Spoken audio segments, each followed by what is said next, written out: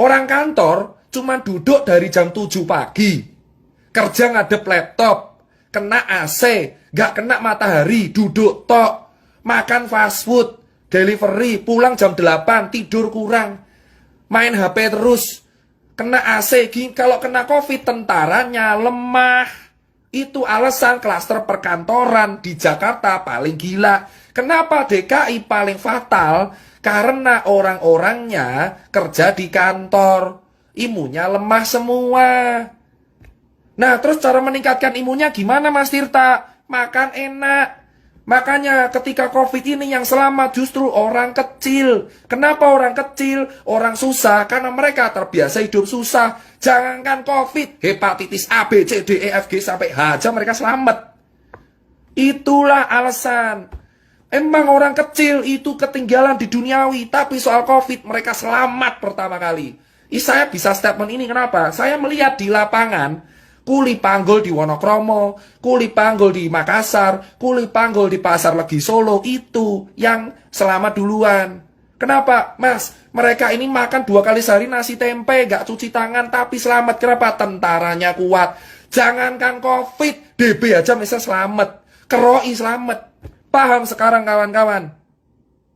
Paham? Lah terus obat COVID apa Mas? Pasien yang dirawat COVID itu ada 2. Ini adalah jawaban buat kalian semua yang bertanya kepada saya.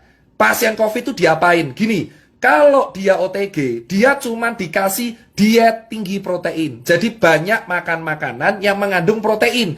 Telur putih, ikan, salmon, makan enak.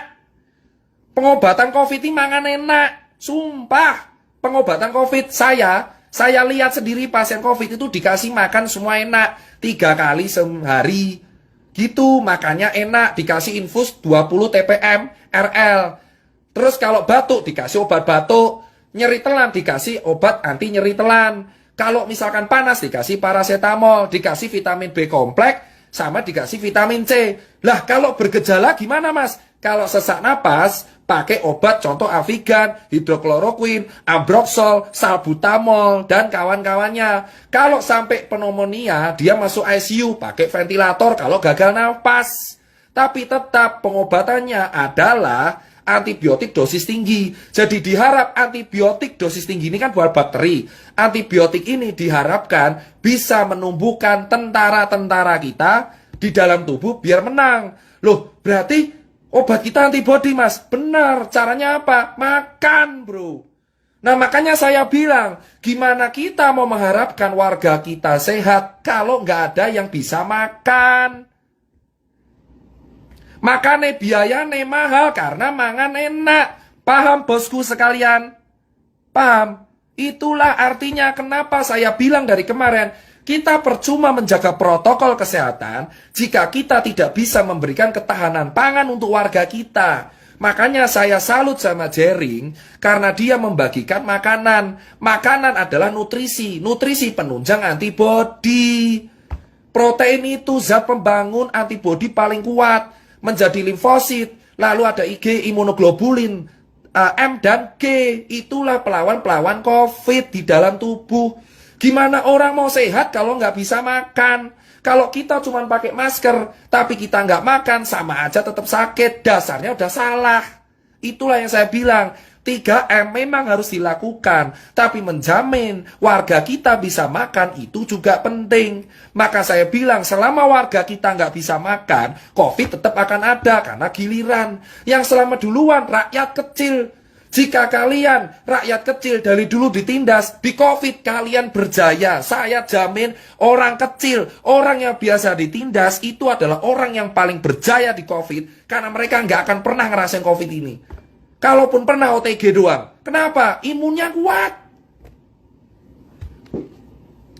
Itu pertama. Terus soal vaksin gimana Mas Tirta? Gini, tadi udah jelas ya. Berarti benar, COVID memang self-limiting disease asal imunnya kuat. Kalau imun nggak kuat, pakai obat. Loh Mas Tirta, soal vaksin gimana? Oke, kita udah tahu. Tentara. Nah, Pak, akhirnya WHO pakai cara instan, ya disebut vaksin. Vaksin ini adalah virus dilemahkan. Jadi tentara kita diadaptasikan karena kita tahu warga kita rata-rata hidupnya adalah di kantor. Nah, virus ini digebuki dulu di luar. Asuwe jancuk. Nah, virus ini digebuki di luar. Virus COVID ini digebuki di luar.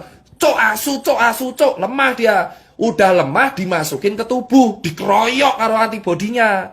Ini virus nih, vaksin itu gini. Ini vaksin, ini virus COVID.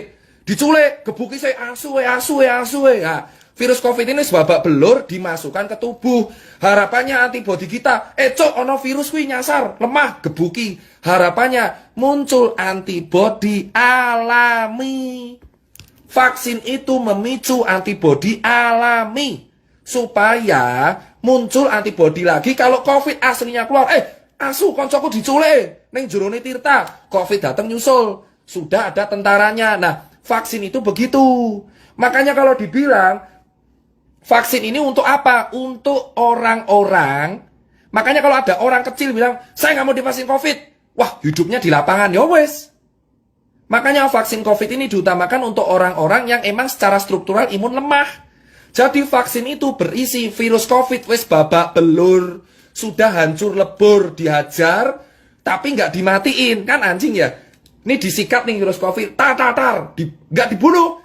Dibuat sekarat. Masukin tubuh, harapannya dikeroyok lagi sama orang antibodi kita, tentara kita, muncul antibodi alami. Jadi kalau COVID yang kuat datang, kita kuat. Nah, berarti apa? Vaksin ini mencegah, bosku.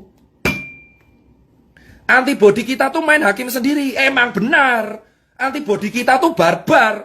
Ada orang asing sikat, itu antibodi kita. Cuman kadang lupa ingatan. Mereka lupa, dipikir virusnya lemah semua. Nah, antibodi kita itu kalau kuat, kalau kita terbiasa kena infeksi, satu, atau kedua, makan enak. Makanya kenapa ada berkata, kenapa gelandangan nggak pernah kena COVID? Kenapa orang gila nggak pernah kena COVID? Kenapa orang-orang nggak pernah kena, yang jalanan nggak pernah COVID? Karena mereka terbiasa hidup di lapangan yang infeksinya jauh lebih gila, bro. Bro, di lapangan kuli itu infeksi lebih gila. Hepatitis A, herpes zoster, terus hepatitis B, C, D, E, F, G, H, DBD ada 4. Wah, H1N1. Wah, gila bro. Makanya orang-orang lapangan kuat. Nah, sekarang kan kalian tahu. Makanya saya bilang, lah swab itu gimana? Karena virusnya tuh nempel di sini bro. Di sini loh virusnya itu. Virusnya tuh nempel di sini. Makanya sama di hidung, makanya swab. Nah, makanya perawatan COVID ku apa? Gor mangan enak. Sama pakai obat pereda sama antibiotik dosis tinggi. Kalau dia bergejala parah. Antibiotiknya ada 2, dosis tinggi. Ditambah pereda paru, sesak napas, pereda batuk, sama vitamin dan pereda panas. Obatnya itu. Sama makan enak, dia tinggi protein. Jadi kalau kamu mau mencegah kena COVID, gampang bro, mangan enak. Nah terus orang kecil gimana? Santai, orang lapangan kayak kita bro, sudah terbiasa dengan hidup keras. Makanya karena hidup kita keras, mangan apa wae yo iso. Itu kita cuma kena penyakit kantong kering. Penyakit yang berbahaya buat orang kecil adalah kantong kering. Paham bro? Vaksin itu adalah virus babak belur dimasukin ke tubuh. Kalaupun semua orang nggak mau make, saya sarankan vaksin kasih orang kantor yang imunnya lemah-lemah. Makanya klaster kantor paling utama. Kenapa? Urepe gor lungguh, main laptop. Kena bro. Bedain sama orang lapangan. Makanya COVID ini adalah bukti. Kita harus bersyukur kalau kita hidup keras. Paham bu?